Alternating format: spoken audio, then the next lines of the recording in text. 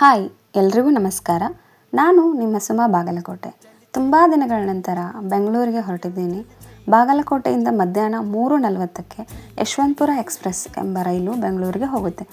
ಇದರ general charge ಬಂದು 230 ಹಾಗೂ ರಿಸರ್ವೇಷನ್ ಚಾರ್ಜ್ ಬಂದು 480.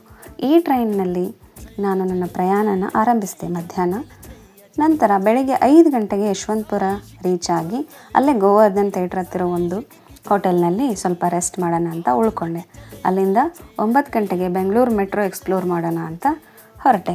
ಬೆಂಗಳೂರು ಮೆಟ್ರೋ ಅಂತೂ ಫುಲ್ ರಶ್, ಜನ ತುಂಬಿ ಹೋಗಿದ್ರು. ಆದರೆ ಏನು ಮಾಡೋದು, ಎಕ್ಸ್ಪ್ಲೋರ್ ಮಾಡಲೇಬೇಕು ಅನ್ನೋ ಆಸೆಯಿಂದ ಮೆಟ್ರೋ ಹತ್ತಿ ನಾನು ಹೊರಟೆ. ಯಶವಂತಪುರದಿಂದ ವಿಧಾನಸೌಧ ಸ್ಟಾಪ್ಗೆ 50 ರೂಪಾಯಿ ಟಿಕೆಟ್ ಇದೆ. ಹಾಗೋ ಹೀಗೋ ಮಾಡಿ ಫೈನಲಿ ನಮ್ಮ ವಿಧಾನಸೌಧ ನೋಡೋಕ್ಕೆ ನಾನು ಬಂದೇ ಬಿಟ್ಟೆ. ಆಹಾ, ಎಷ್ಟು ಚಂದ ಅಲ್ವಾ ನಮ್ಮ ವಿಧಾನಸೌಧ.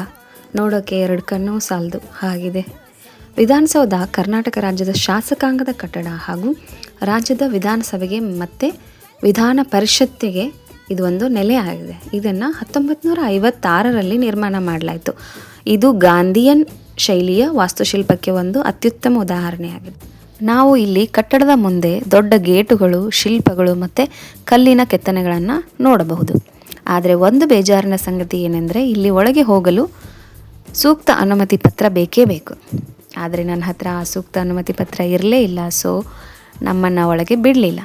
ಏನು ಮಾಡೋದು, ನೆಕ್ಸ್ಟ್ ಟೈಮ್ ಟ್ರೈ ಮಾಡೋಣ ಅಂತ ಅಂದ್ಕೊಂಡು ಸಮಾಧಾನ ಮಾಡಿಕೊಂಡು ಬಂದೆ. ಅಲ್ಲಿಂದ ತಿರುಗಿ ನೋಡಿದ್ರೆ ನಮ್ಮ ಹೈಕೋರ್ಟು. ಇದನ್ನು 1884ರಲ್ಲಿ ಸ್ಥಾಪನೆ ಮಾಡಲಾಗಿದ್ದು ಮಿಸ್ಟರ್ ಲಿವಿನ್ ಬೆಂಥ್ಯಾಮ್ ಬೋರಿಂಗ್ ಅವರು ಈ ಕಟ್ಟಡದ ನಿರ್ಮಾಣಕ್ಕೆ ಕಾರಣರಾಗಿದ್ದಾರೆ.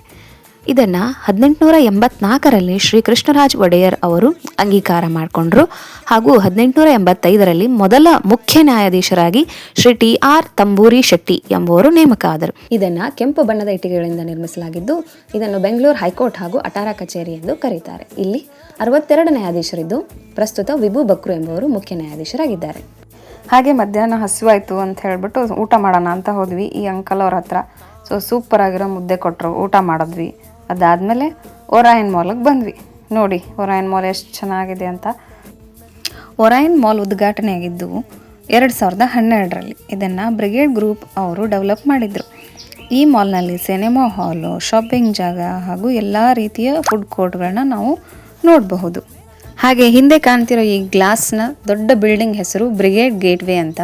ಇದು ಒಂದು ವಸತಿ, ವಾಣಿಜ್ಯ ಮತ್ತು ಮನೋರಂಜನಾ ಕೇಂದ್ರವಾಗಿದೆ. ಬ್ರಿಗೇಡ್ ಗ್ರೂಪನ್ನು 1986ರಲ್ಲಿ ಸ್ಥಾಪನೆ ಮಾಡಿದ್ದು. ಇದು ಅನೇಕ ಯೋಜನೆಗಳನ್ನು ನಿರ್ಮಿಸಿದೆ ಇಲ್ಲಿವರೆಗೂ. ಇಲ್ಲಿ ಉನ್ನತ ಮಟ್ಟದ ವಸತಿಗಳು, ಕಚೇರಿಗಳು, ಶಾಪಿಂಗ್ ಮಾಲ್ಗಳು ಮತ್ತು ಉದ್ಯಾನವನಗಳಿವೆ. ಇದು ಬೆಂಗಳೂರಿನ ಪ್ರಮುಖ ಸ್ಥಳಗಳಲ್ಲಿ ಒಂದಾಗಿದೆ. ಹಾಗೆ ಅಲ್ಲಿಂದ ಹೊರಗಡೆ ಬರಬೇಕಾದ್ರೆ ವೇಸ್ಟ್ ಎಲೆಕ್ಟ್ರಾನಿಕ್ ಮಟೀರಿಯಲ್ಸ್ನ ಯೂಸ್ ಮಾಡಿಕೊಂಡು ಈ ಮಹಿಳೆಯ ಮುಖವನ್ನು ಎಷ್ಟು ಚೆನ್ನಾಗಿ ಚಿತ್ರಿಸಿದ್ದಾರೆ ನೋಡಿ. ಇದು ನಂಗೆ ತುಂಬ ಇಷ್ಟ ಆಯಿತು. ನಿಮಗೆಲ್ಲ ನನ್ನ ಈ ವಿಡಿಯೋ ಇಷ್ಟ ಆಗಿದ್ದರೆ ಪ್ಲೀಸ್ ನನ್ನ ಚಾನಲ್ಗೆ ಸಬ್ಸ್ಕ್ರೈಬ್ ಮಾಡಿ, ಲೈಕ್ ಮಾಡಿ, ಶೇರ್ ಮಾಡೋದನ್ನು ಮರಿಬೇಡಿ. Thank you so much for your support. ಹೀಗೆ ಮುಂದೆನೂ ಸಪೋರ್ಟ್ ಮಾಡ್ತಾ ಇರಿ. ಧನ್ಯವಾದಗಳು.